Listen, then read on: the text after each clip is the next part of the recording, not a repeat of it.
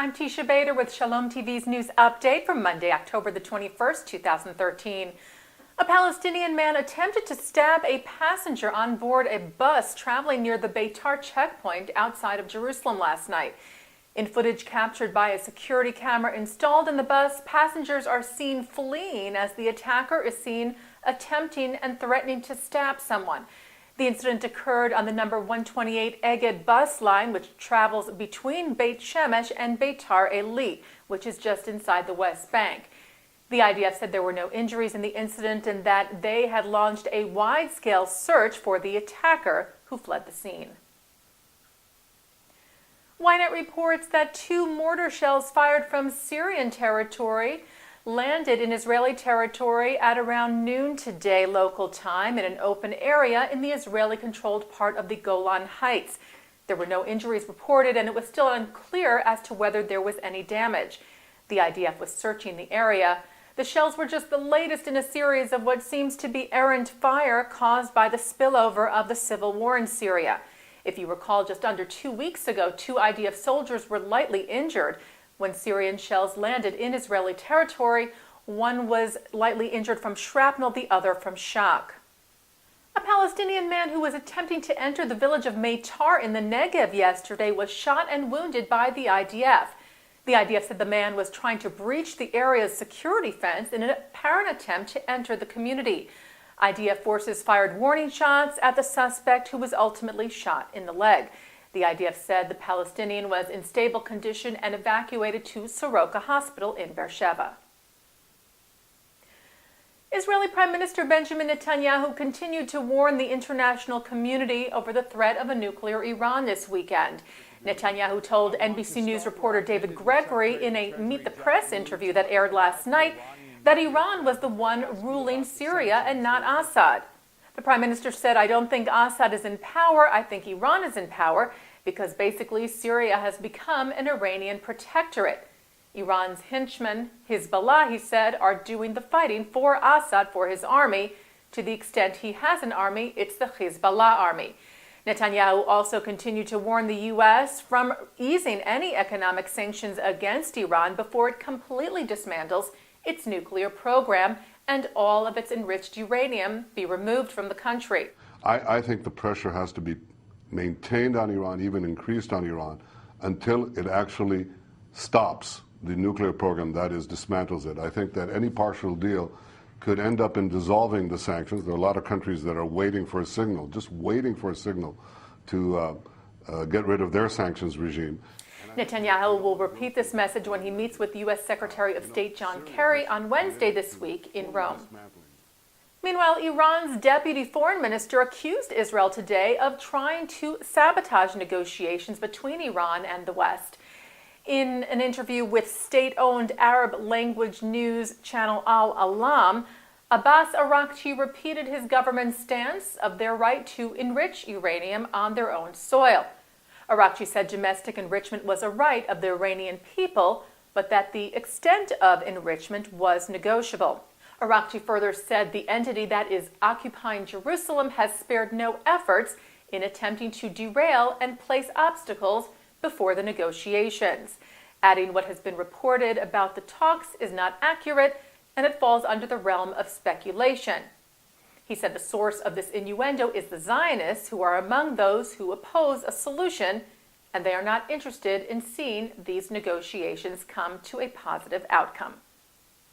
Israeli Justice Minister Tzipi Livni expressed hope in the midst of some Israeli skepticism regarding current peace talks with the Palestinians. Livni told the Jerusalem Post in an exclusive interview that if there wasn't hope, I wouldn't be doing this. Livni said her goal is an agreement that will end the conflict and all claims on both sides. She said peace and 2 states for 2 peoples is not only an imperative to avoid the statistical demographic issue of Palestinians outnumbering Israelis, rather it is necessary to preserve the Jewishness of Israel's Jewish and democratic state model. Livni said to maintain a Jewish democratic state, we need negotiations on 2 states for 2 peoples, with each state a solution for its people. And Palestinian Authority President Mahmoud Abbas said over the weekend that peace talks with Israel were not at an impasse despite what some have said. In an interview with German television station Deutsche Welle, Abbas said the negotiations are difficult, but they haven't reached a dead end.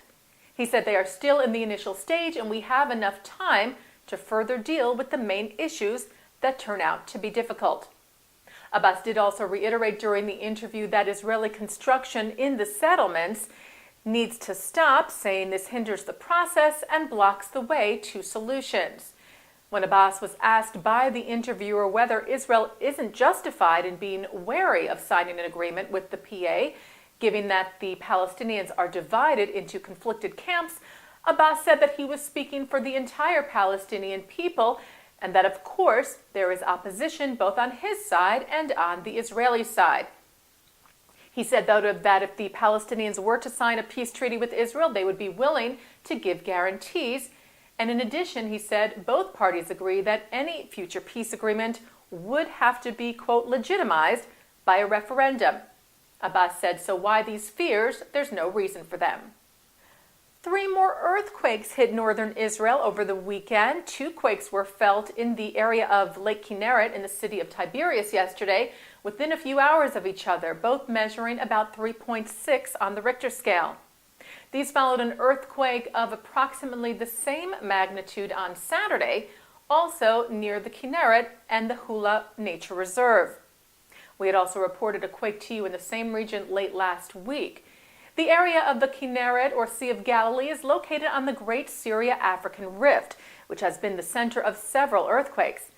And Israeli Prime Minister Benjamin Netanyahu spoke with Dr. Avi Shapira, who is chairman of the Interministerial Steering Committee on Earthquake Preparedness, last night, where he asked Shapira to update him on earthquake preparedness assessments and also to inform him if preparedness needs to be stepped up in light of the recent quakes.